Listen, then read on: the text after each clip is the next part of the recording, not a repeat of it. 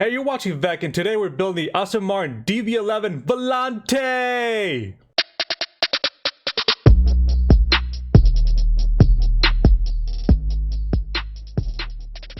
So, quick disclaimer, you might have seen that both my shirt and my hat just changed. That's because when I originally recorded the footage, the game side of that footage didn't actually get recorded. For some reason, everything else, the races and all that did, but the actual build itself didn't. So I'm going to be going through that really quick. As far as the stats go, it's really good. It's really good. We have almost 10s. For the engine, we went for the Forge V6. There's a couple more engines that I wanted to highlight here that are actually pretty decent options. You could go for the V10, the 8.4. I don't think I would use it for racing, but it'd be pretty good for something like, let's say, drift, especially if you're doing the challenges. Those can get pretty hard.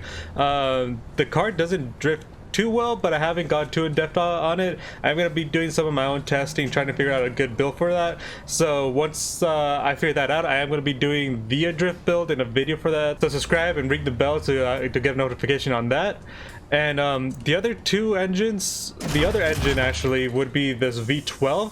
It's pretty decent. There's also this the V8 that you can do.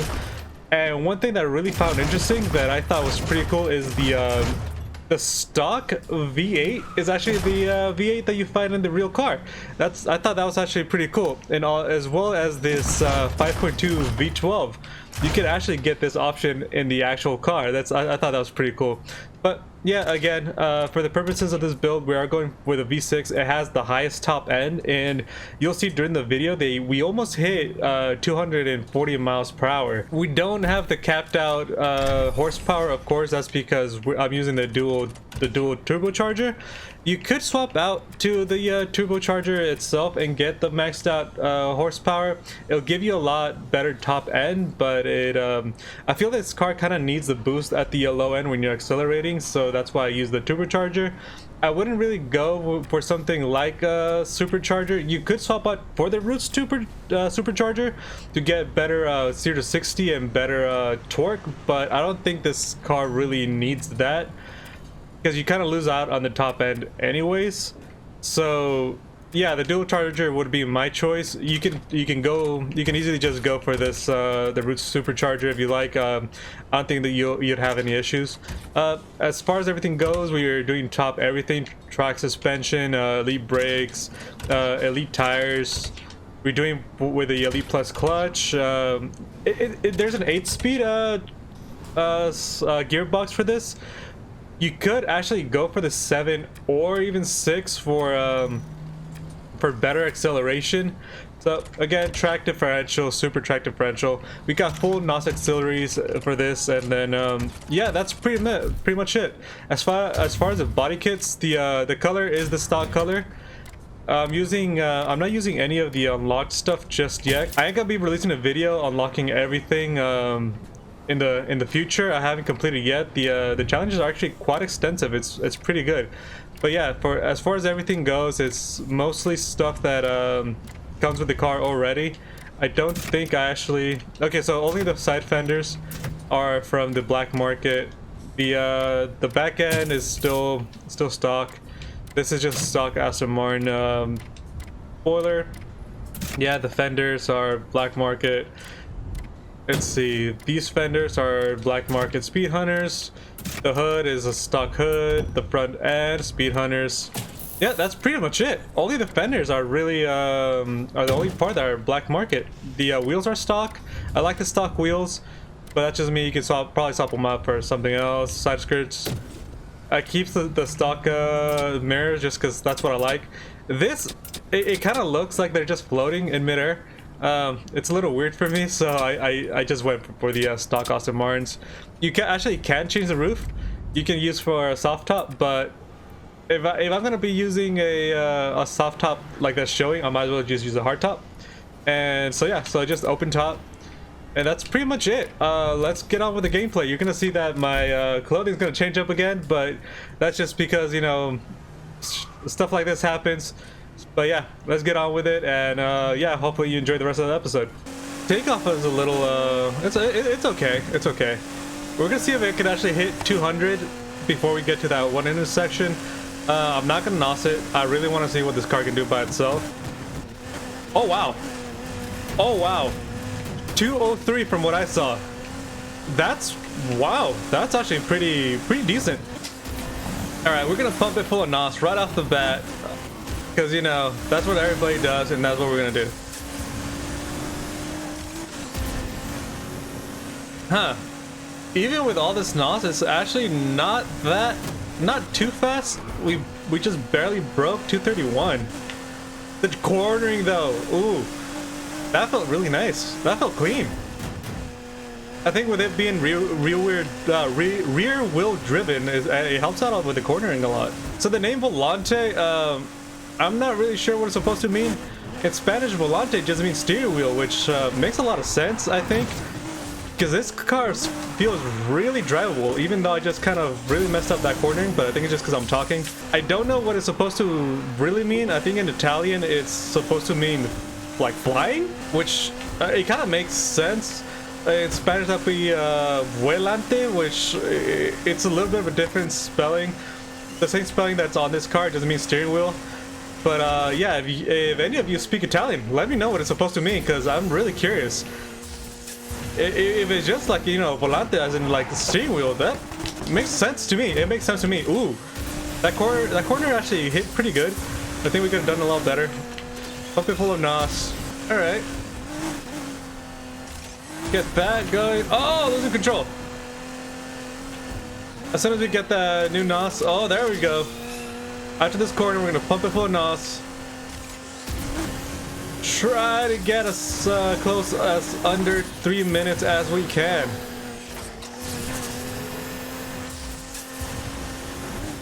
Still, even with all the NOS, I am kind of losing control of the car a little bit, going a little wide. It's not wagging its tail too much, so that's good, I guess. 237. Wow, we actually got up to 237. And what do we get? What do we get? 257. That's not bad. I don't think it's that bad of a score. It's no RSR killer. That's for sure. But it feels nice. It feels a lot like my 4GT as far as driving goes. I really like it. I really like that back end more so than the front end. It's kind of wide. It's really flat. That's for sure. The pickup is a little slow. Even for as much torque as it has right now, it's a little slow. We're gonna do another test. I want to do I want to see how fast we can do the circuit right here. I usually get something about a 132 on like the with the 4GT, so I want to do a comparison of that. See how fast I can do this circuit. I think if we can get anywhere close to that time, then man, good car, good car. Oh, it's already scratched up. It's super scratched up. Man, we just got her. We already banged her up. Like, oh man. All right. Ooh, this is one of those new intros too. We got like 2 people taking photos of this car. I mean, if I saw this car out on a track, I would take a photo. Can we catch up to that Pagani? Or did we pass it? Yeah. Wait, did we pass it? I think so. Who's in front? All right, let's go. 140. That's not bad. We didn't have the full NOS auxiliaries with us, but I think 140 is still not a bad score. It's definitely not my fastest, but handling wise, it's pretty good. Oh, I like that outro. I like that outro. It's no longer the whole, like, you know, selfie thing. Although I'm pretty sure we're probably still gonna see that. I'm gonna go back and reload my auxiliaries real quick. There's one more track I want to do. From when you do the challenges, you actually get a brand new track within this inside the circuit, which is the drift track. You don't drift on it. It's actually a race. So what I'm gonna do is let's see. We don't have to change anything as far as that goes. I just came here just to re-up on the auxiliaries. I wish you could do that when you hit a gas station. That'd be really nice. So you can just use up all your auxiliaries, pass through a gas station mid-race, and like at least just like one, maybe not like everything, but one re-up would be pretty nice. I think it'd be a nice quality of life change. We're gonna go to this new track. You can unlock it by doing some of the challenges. It's a pretty nice short track. I think it's 4 laps if I remember right. So if you wanna see what the challenges are, I am gonna be doing a separate video on that. So keep a lookout for that. If it's already out, just keep a lookout in the description. It'll be right there. Or you can sub and ring the bell, and you'll get a notification once it's out. It should be out by later tonight. I'll probably wind up doing something like 2 episodes though, because the challenges themselves actually did take quite a bit to do. I thought it was gonna be pretty easy, pretty quick challenges, because that's what I expected, but no, they're actually pretty cool, pretty involved. There's some really interesting challenges. Oh, we got Wayne back right there taking a good pick. No longer in the back. That's it's good to see he's no longer just looking at the back. Alright, so I'm really interested in what you guys think of these cars. I'm not sure if my game is glitching or not. They're all powdered like some kind of baby blue, sky blue, powder blue coloration. I'm not sure they're supposed to be like that, just because it's one of the challenge races. It'll change once we're done with this. Ooh, that turn was actually really nice. Really nice little drift right there. But yeah, I'm really curious if that's intentional, because they're all the same color. So I'm not sure if my game is glitching now. Let me know in the comments, because I'm really curious.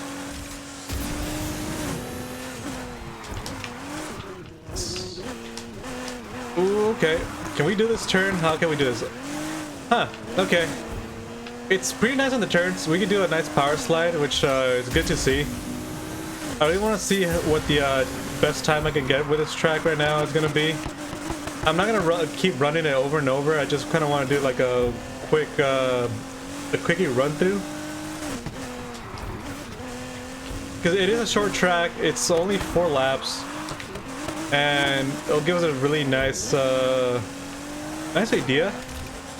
What I want to do is run this car as good as I can for 1 lap, and then I want to swap to a different car and see if I can beat that time or match it, because I think that'll give me a good comparison to something else.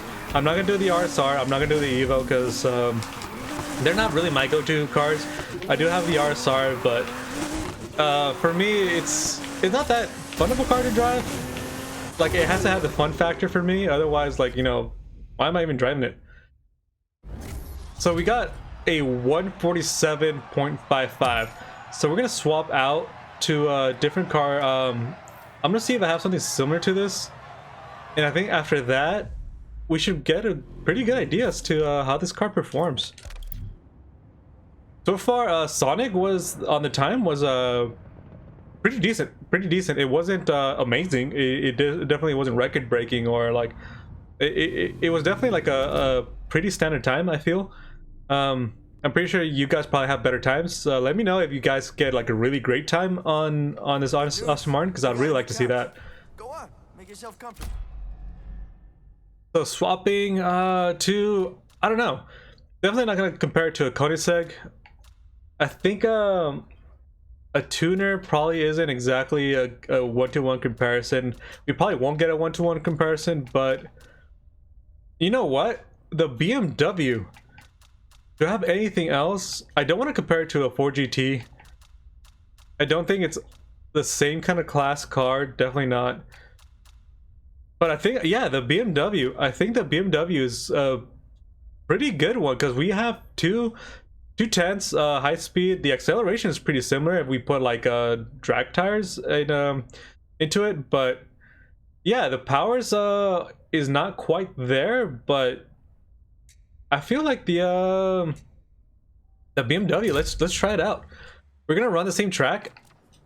We're not gonna do all the same tracks with the BMW, because this is not a BMW M3 episode. But we're gonna do the same track that we just did within the circuit track, and if we can get a similar score, or we can beat the score, then I think that's gonna be a good comparison. The M3 is a pretty decent car. It drifts, that's for sure. You can definitely drift that. It's a very drivable car. I have a lot of fun driving this car. So let's do that real quick. See what we get, and if we can match the score, then booyah.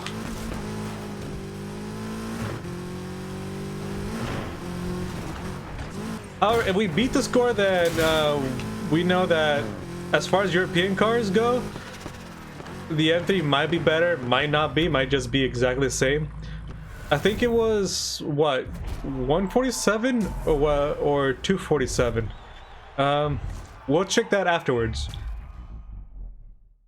If the BMW is still has the top score after we check, then we'll know. We'll know for sure. It'll be up in the scores.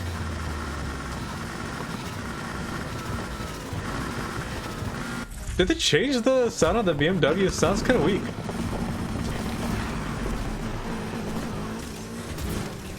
Oh, come on, buddy.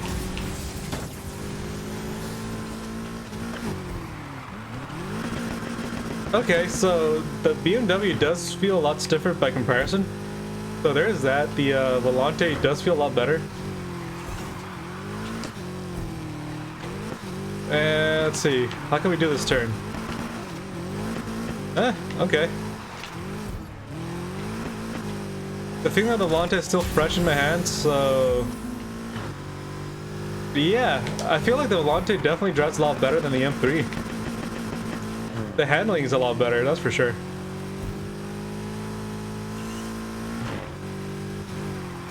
Huh, what's with the sound of the M3?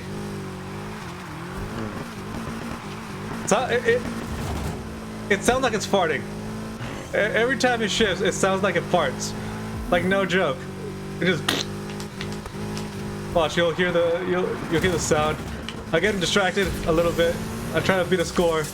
But yeah, there he goes again. There he goes again. Okay, so we're at 115 so far. We kind of cut a corner there. That's fine. Okay, 126.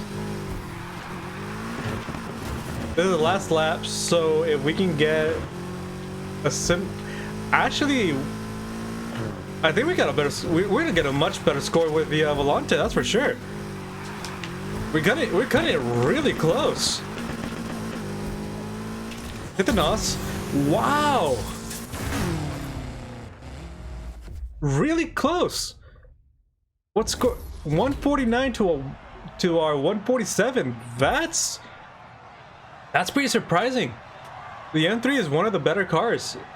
Definitely one of the better cars, and we just beat it with a Volante. Is that our best score on this? I think 147.52 with the Volante. Yeah, so it definitely beats an M3 in my hands. It definitely drives a lot better.